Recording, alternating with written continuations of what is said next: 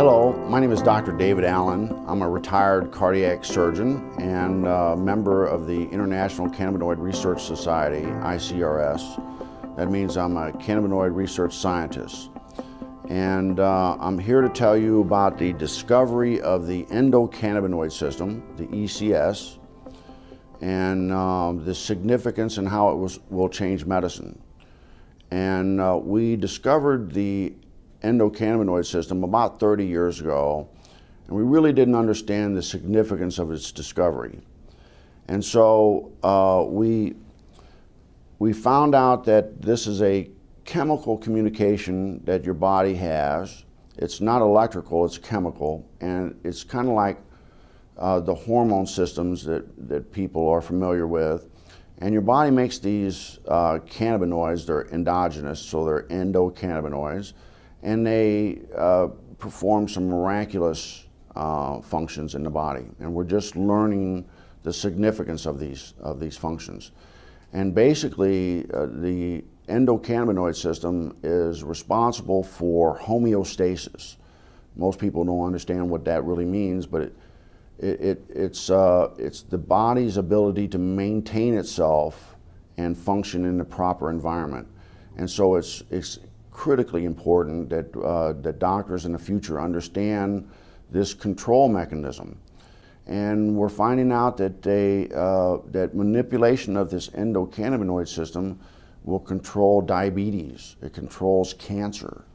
It controls whether you can survive a heart attack or stroke. And so this is critically important for doctors to understand this new science. And the discovery of the endocannabinoid system is the single most important medical scientific discovery ever, and will save more lives than the discovery and application of sterile surgical technique. And I'm a heart surgeon saying that. So more people will be saved by manipulation of the endocannabinoid system than are currently saved by surgery. But recent research has been looking at cannabis and the different cannabinoids. There's over 80 plus cannabinoids discovered in the cannabis plant. The second most dominant one besides THC is cannabidiol or CBD. Okay. And the research now is over 1,200 peer-reviewed journals on CBD. It's probably the most exciting and researched ingredient or substance right now around the world. Mm-hmm. It doesn't have the psychoactive or high that is associated with THC, but it has a tremendous amount of other benefits, including research shows anti-seizure, anti-epileptic, which is why it's gotten a lot of popularity. You do a lot with children with seizure disorders, and they're getting benefits from this plant in a safe, non-toxic way versus all these drugs that typically don't work. Mm-hmm. And there's neuroprotective benefits, so you see a lot with concussions and the NFL. There's a lot of research being done now with chronic traumatic encephalopathy or chronically banging your head a lot.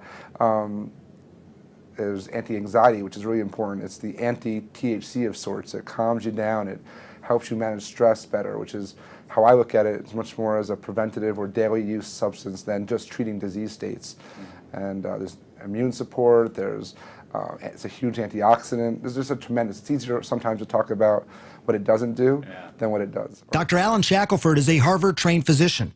He's also among a handful of doctors in Colorado who give prescriptions for medical marijuana. From the moment Charlotte entered his office, he knew she was in trouble. While he was just examining her, she had 2 seizures. She'd failed everything. There were no more options for her. Everything had been tried, except cannabis. Here's how scientists think it might work. Marijuana is made up of 2 ingredients. THC, that's the psychoactive part that makes you high, and CBD, also called cannabidiol. It's the CBD that scientists think modulates electrical and chemical activity to help quiet the excessive activity in the brain that causes seizures. I've been telling my patients to cut. Dr. Julie Holland is the editor of the Pot Book, a complete guide to cannabis. For a long time, the work on cannabis and epilepsy was sort of inconclusive. Maybe it works, maybe it doesn't. They couldn't quite figure it out. And it's only when they really started separating THC from CBD that they saw, definitively, yes, CBD seems to really stop seizures. So in the 1930s, they made tinctures. What were they making the tinctures for, and why were they doing these tinctures? Well, I mean, the medicinal uses of hemp are just numerous. The hemp helps, well, we can talk about the cancer effects of hemp, but it helps with inflammation. It's very anti-inflammatory. It helps with seizures. It's very effective with PTSD for the vets that are coming back that have post-traumatic traumatic stress disorder. Very effective at treating that. It's an anti-inflammatory. But then the uses of hemp for cancer, what I've studied, because of my book, Cancer Step Outside the Box, and the number of cancers, there's about a dozen different cancers that have been studied in depth with medicinal marijuana, with hemp. And so the studies, from brain cancer to prostate cancer to pancreatic cancer, uterine cancer, cervical cancer, prostate cancer, it's amazing. Okay, so what is in hemp that it's this THC, correct? Well, there's chemicals that are called cannabinoids. Right. THC is short for delta-9 tetrahydrocannabinol. I'm glad you said it because I couldn't. That's the only time I'll get it right. I'm glad I got it right. So that's the one, THC is the one cannabinoid that everyone's familiar with. That's the one that's psychoactive, and that's the one that gets you high if you smoke it. Okay. But there's other cannabinoids. One is called CBD, cannabidiol, and it's very medicinally used. There's no psychoactive component of CBD. So what do? Extract these to make tinctures, or you can make tea out of? You can make tea. You can eat it. It's a great superfood. You're into raw. A lot of people use raw hemp in their superfoods. Well, do you get high off of hemp if you eat it as a superfood? No, well, or just the seeds. You've got to heat the THC to make it become psychoactive. So people that eat the plant, they put in a smoothie. You know, the super green smoothies. Right. You're not going to get high off of that because you didn't superheat it. But is it then, if you put it in a smoothie like that, is it a good prevention to cancer? It is. It's very well. It's got a perfect ratio of omega-3 to 6 fatty acids. It's got more GLA, gamma-linolenic acid, than any other plant.